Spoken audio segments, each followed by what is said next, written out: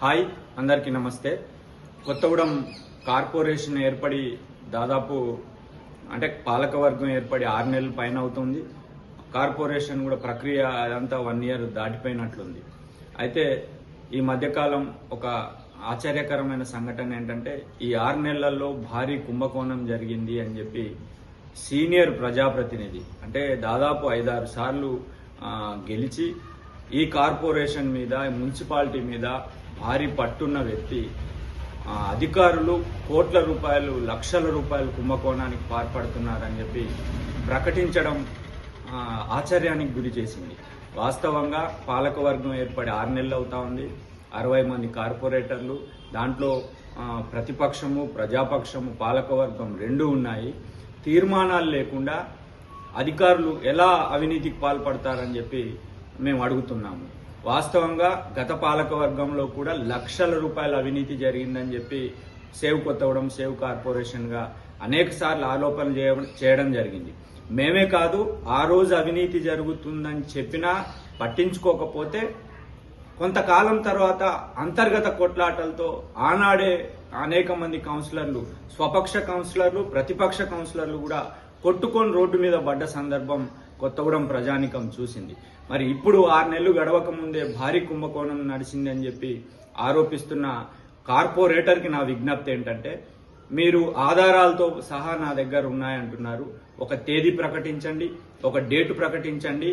మీ దగ్గర ఉన్న ఆధారాలతో మొత్తం బహిర్గతం చేసి కొత్తగూడాన్ని పరిరక్షించమని చెప్పి మేము విజ్ఞప్తి చేస్తా ఉన్నాం.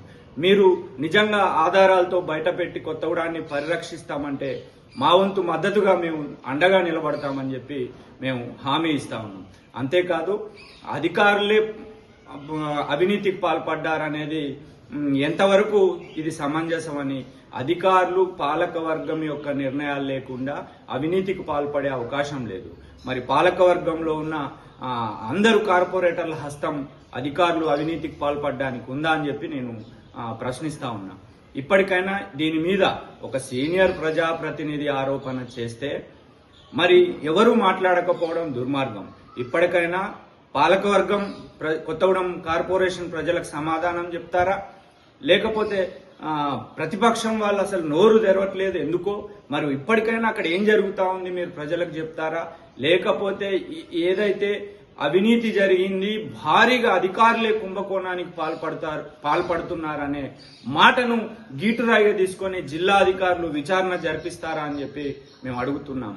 తక్షణమే ఈ ఆరోపణలు ఏంటనేది కొత్తగూడెం ప్రజానికానికి అధికారులు సమాధానం చెప్పాలి.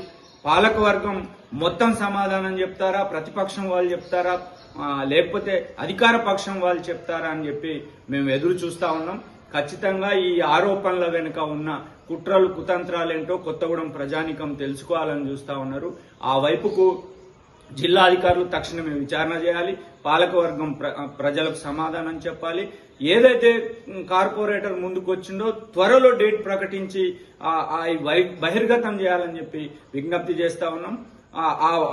ఎప్పుడు బహిర్గతం చేస్తారని మనం 1000 కళ్ళతో ఎదురు చూస్తా ఉన్నాం. మీరు బహిర్గతం చేస్తే మేము పోరాటం చేయడానికి కూడా సిద్ధంగా ఉన్నామని చెప్పి ఈ సందర్భంగా తెలియజేస్తా ఉన్నాం.